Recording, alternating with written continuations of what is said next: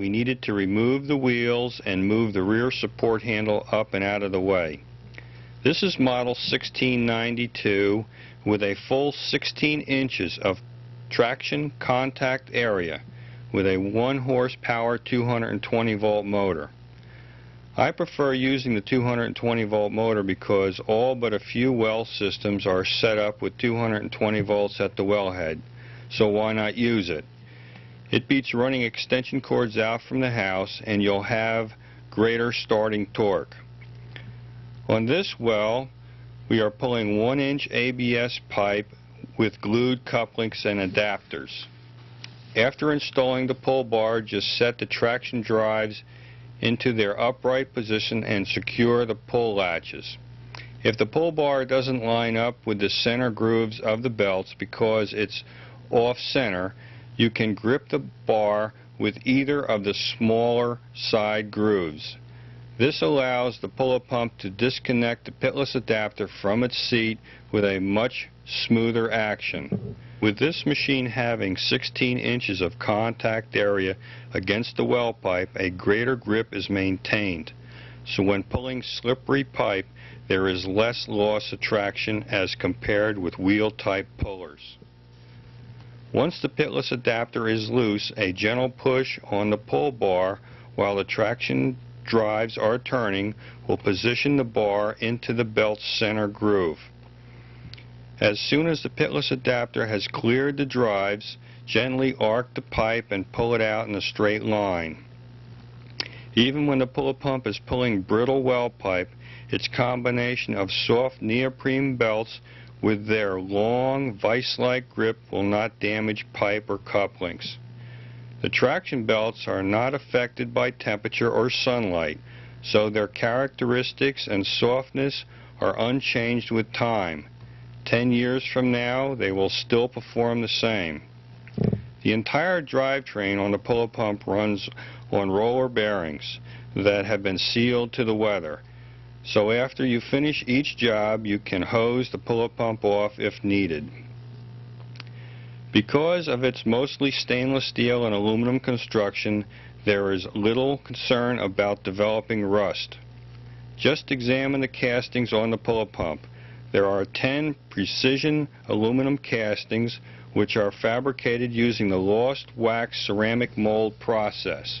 This ensures there is no variation from machine to machine. Every drilled and bored hole are within a few thousandths of an inch. What this means to you is after 10 years of heavy usage, you'll still have a machine that works for you. When you purchase the Pul-A-Pump, you've made a smart investment. Each machine is hand assembled and tested using the finest materials available. Dollar for dollar, with the Pul-A-Pump you get what you pay for.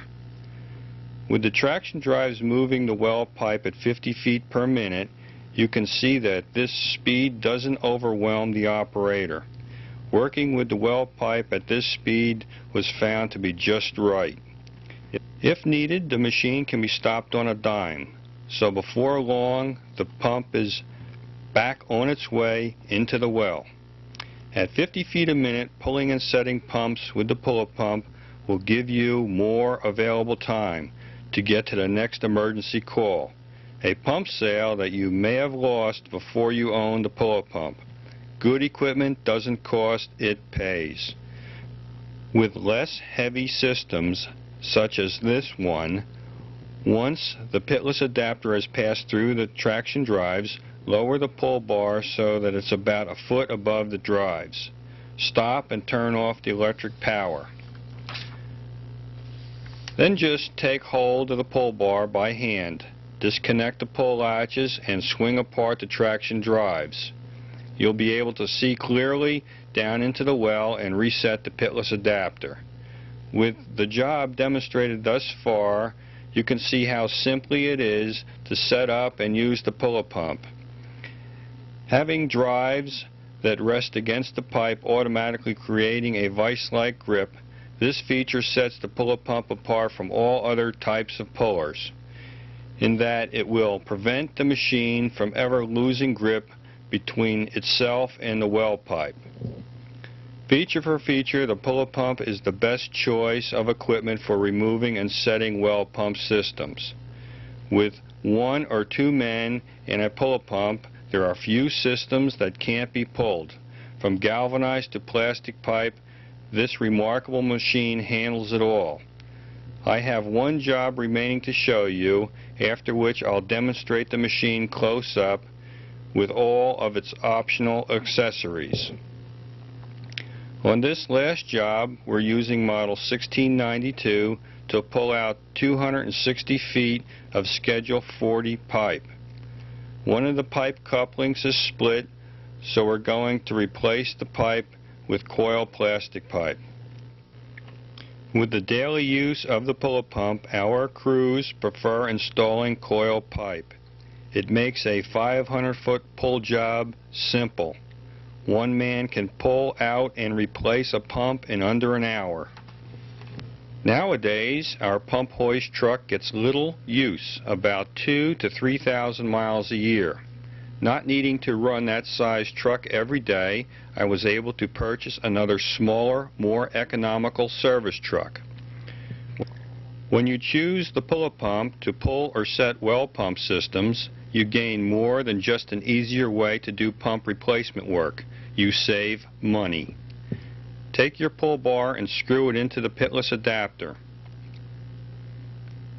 Swing the traction drive assemblies against the pull bar and pull it up until the pitless adapter is above the belts.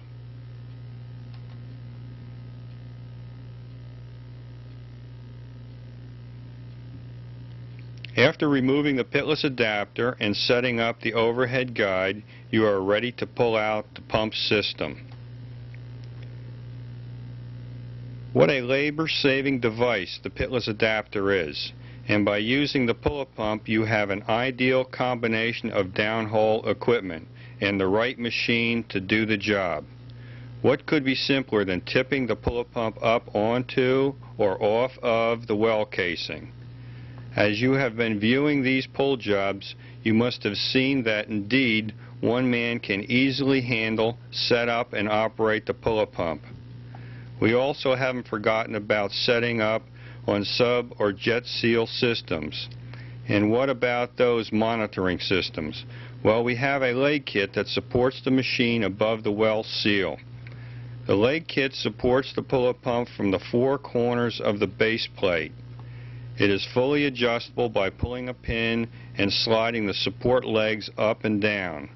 All our machines are supplied with the mounting holes drilled and tapped into the base plate, so at any time the leg kit can easily be adapted to the machine.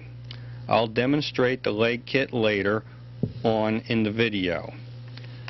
Like this well, we have pulled many systems with broken pipe, where the wire was the only thing holding the pump from dropping to the bottom.